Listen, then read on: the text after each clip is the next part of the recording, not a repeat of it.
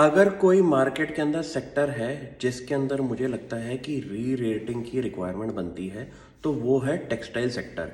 क्योंकि government of India का हमारा जो स्ट्रॉन्ग कैंपेन चल रहा है मेक इन इंडिया आत्मनिर्भर भारत, उसके अंदर कुछ ऐसे सेक्टर्स हमें अब पकड़ने होंगे जिनके अंदर ग्रोथ का मोमेंटम जो है वो अगले 10 सालों में बनता रहेगा।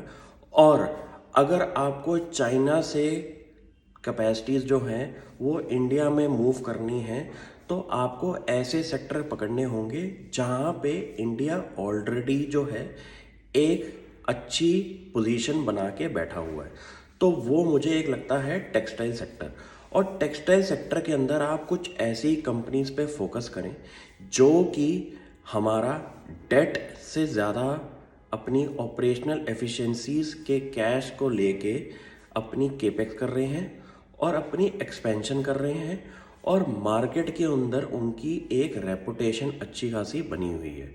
तो उसमें से एक कंपनी का नाम है हमारा किटेक्स गारमेंट्स।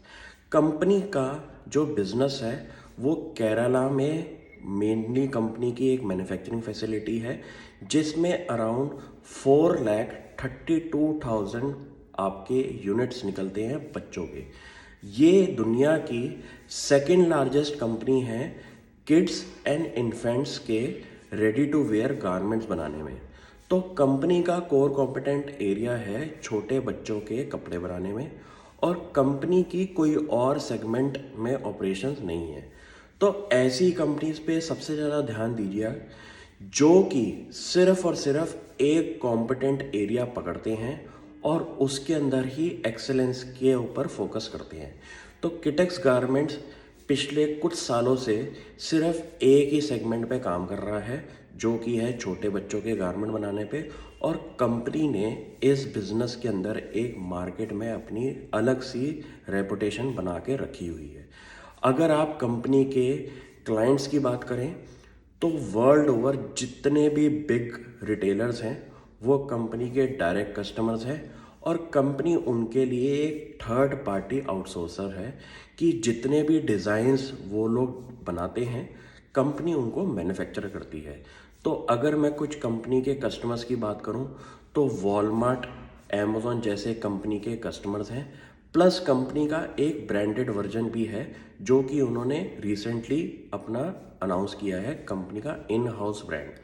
तो कंपनी के बिज़नेस में मुझे काफ़ी ज़्यादा ग्रोथ की रिक्वायरमेंट दिखती है क्योंकि जैसे ही वर्ल्ड का हमारा इम्पोर्टेंस चाइना से उतर कर बाकी कंट्रीज़ पे फोकस हो रहा है तो मुझे लगता है कि इंडिया जैसी कंट्री के अंदर भी आपका टेक्सटाइल इंडस्ट्री के अंदर एक फोकस एरिया बन सकता है।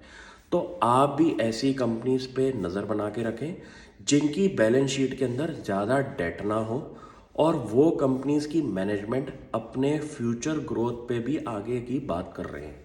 तो रिसेंटली तेलंगाना स्टेट के अंदर कंपनी ने अराउंड 2400 करोड़ के केपेक्स की बात करी है जिस पे कंपनी अब अपना काम कर रही है और कुछ ही सालों के अंदर कंपनी के 2 प्लांट ऑपरेशनल हो जाएंगे जिससे कि कंपनी का जो रेवेन्यू है वो बहुत तेज़ी से बढ़ सकता है। और ये एक ऐसा बिजनेस है जहाँ पे आपको बहुत लॉन्ग टर्म कॉन्ट्रैक्ट्स मिले जाते हैं। जैसे कि आपको छोटे छोटे कॉन्ट्रैक्ट मिलेंगे लेकिन उनकी ड्यूरेशन काफ़ी ज़्यादा होगी। और कंपनी के साथ अगर इतने बड़े बड़े कस्टमर्स जुड़े हुए हैं तो कंपनी को बिज़नेस की मुझे लगता है आने वाले फ्यूचर के अंदर भी दिक्कत नहीं आएगी क्योंकि जो भी सेगमेंट उन्होंने पकड़ा है उसके अंदर ग्रोथ की पॉसिबिलिटी आने वाले फ्यूचर में भी दिखाई देती है। तो आप भी इस कंपनी पे एक नज़र बना के रखें और आपका अगर कोई भी डाउट है तो I will be happy to help you. Thank you.